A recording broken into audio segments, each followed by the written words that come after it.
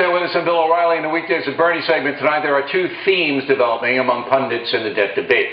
On the right, it is that the Obama administration and the Democrats are simply bankrupting the country. And on the left, the new spin is that Republicans are extorting the country.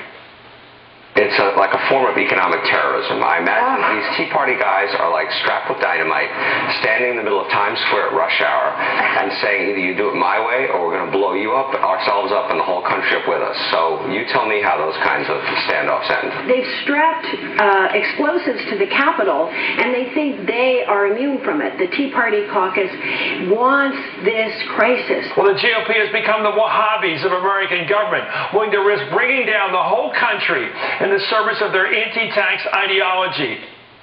The Wahhabis.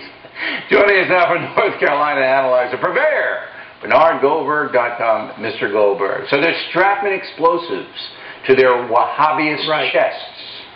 You know what's funny about this, Bill? There is one thing I think that's funny about it. What? These are people who don't call real terrorists terrorists. That's right. They refuse to identify terrorists. They're just misguided people. That's right. They're misguided. They didn't mean it when they shot up the Army base. It was an accident. Right. Okay. But beyond that, I see two storylines that have developed.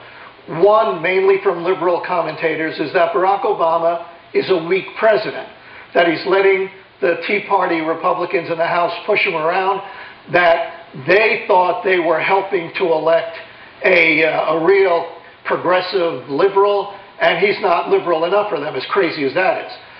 But the second storyline has to do strictly with the Tea Party, and you played a couple of those things.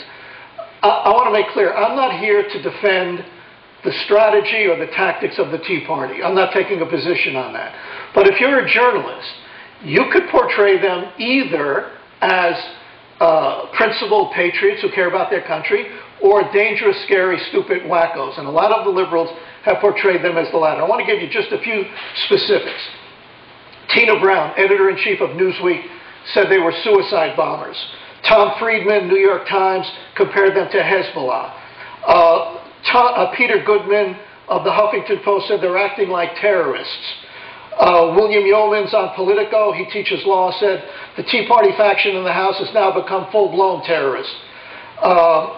Fareed Zakaria, you played this in the beginning, said they want to blow up the country.